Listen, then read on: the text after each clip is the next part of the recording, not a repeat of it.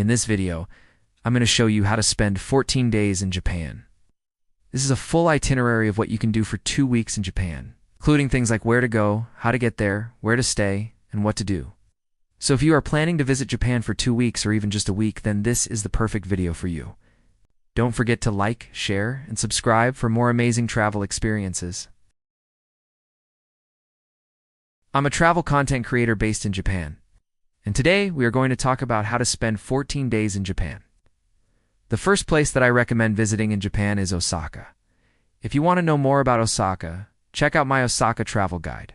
It has everything from where to stay, where to eat, things to do, and how to get there. But if you want to know how to spend 14 days in Japan, then keep watching. I'll be spending 3 nights in Osaka. On your first day in Osaka, I recommend checking out some of the most famous places like Osaka Castle, Dotonbori, and Shitanoji Temple. I also recommend checking out Shinsekai, which is an area that was really popular in the 60s. It has a really unique vibe and a lot of great food. Oh, and make sure you try the famous kushikatsu at one of the many restaurants around here. You can also check out some smaller shrines and temples, do some shopping, and check out the nightlife. Don't miss out on trying some street food while you're here. There are so many different delicious foods to try, from takoyaki to okonomiyaki, ramen, and more. On your second day in Osaka, you should check out Universal Studios Japan. USJ is one of the best theme parks in the world. It has everything from thrilling roller coasters to fun shows and attractions for all ages. One of the best things about USJ is that it's home to the wizarding world of Harry Potter. So if you're a fan of the series, then you'll definitely want to check it out. Another must-do at USJ is to check out the Nintendo World. This is a brand new attraction that opened in 2021. It's a huge indoor theme park that's dedicated to all things Nintendo. You can ride the Mario Kart, play games with your favorite characters, and more. The Super Nintendo World is truly a dream come true for any Nintendo fan. Another popular attraction at USJ is the Amazing Adventures of Spider-Man. This is a 3D motion simulator ride that takes you through the streets of New York City. As Spider-Man, you'll face off against some of his biggest enemies like Venom and the Green Goblin. Make sure you wear your 3D glasses for this one, as it really adds to the experience. And on your third day in Osaka, you can head over to the Expo 70 Park. This is a huge park that was built for the World's S Fair in 1970. It has home to some beautiful gardens, a lake, and the famous Tower of the Sun. You can also check out the Osaka Museum of Housing and Living, or take a relaxing boat ride around the lake. After spending 3 days in Osaka, you'll likely have a few extra things that you want to check out in the Kansai region. This includes places like Nara, Kyoto, and Kobe. From Osaka Station, you can easily take a day trip to any of these places. If you have time, I would definitely recommend checking out Nara. In Nara, you can see the famous Totoji Temple, which houses a giant bronze Buddha statue. You can also feed the friendly deer that roam the park. Both of these things are must-dos if you visit Nara. You can also check out Kasuga Taisha Shrine, which is known for its thousands of stone and bronze lanterns. Next up is Kyoto. In Kyoto, you can check out the famous Fushimi Inari Shrine, which is known for its thousands of red torii gates. You can also explore the Hiroshima Bamboo Grove, which is a beautiful forest of towering bamboo. You can also check out the Golden Pavilion or Kinkakuji Temple, which is covered in gold leaf.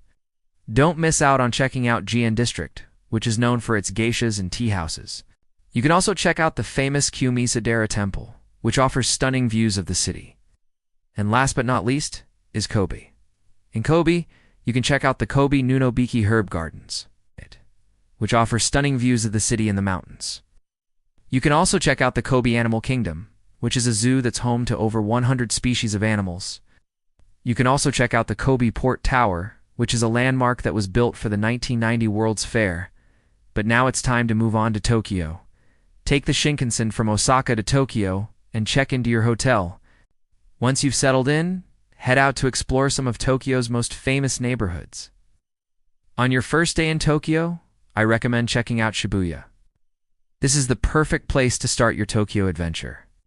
First up, you'll want to see the famous Shibuya Crossing, which is the world's busiest intersection. You can also check out the Hachiko statue, which commemorates the loyal dog who waited for his owner at the station for years.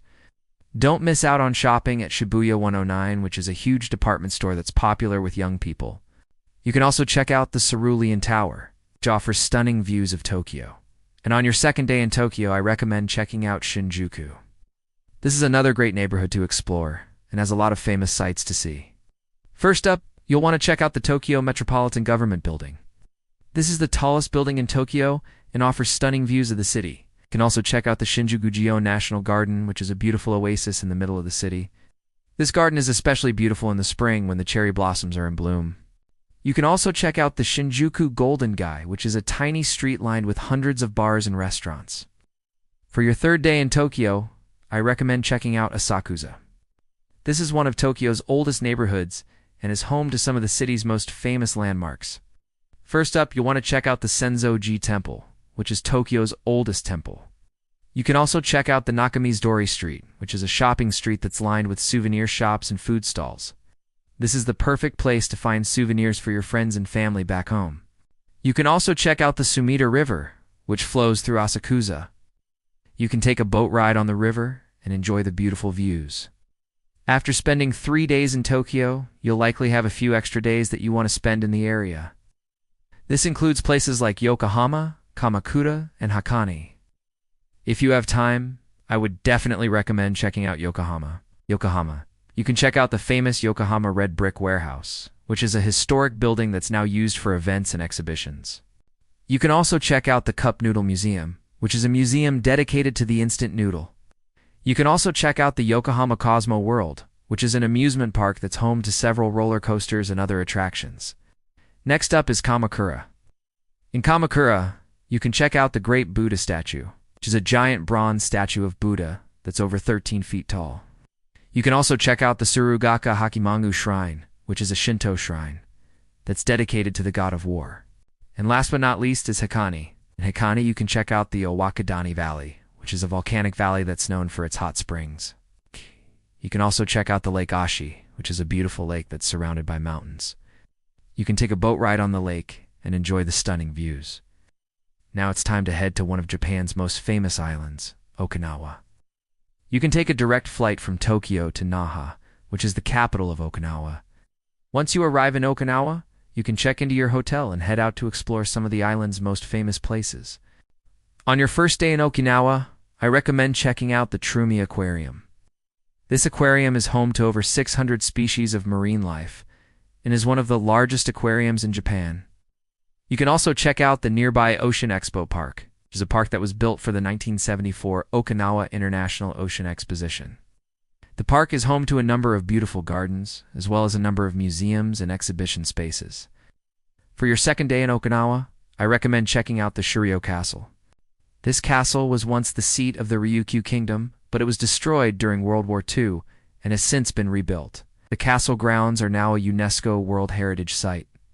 You can also check out the nearby Kanawa Museum of History and the Ryukyu Glass Museum.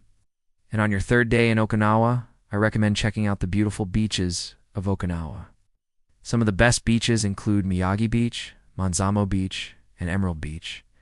You can go swimming, sunbathing, or simply relax and enjoy the stunning views.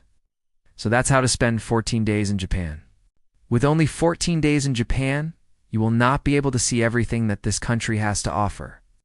So I highly suggest that you pick a specific region and focus on seeing as much of that region as possible. You could also consider extending your trip to 14 days so that you have enough time to see everything that you want to see. But if you do decide to stick to 14 days, then I hope that you have an amazing time in Japan.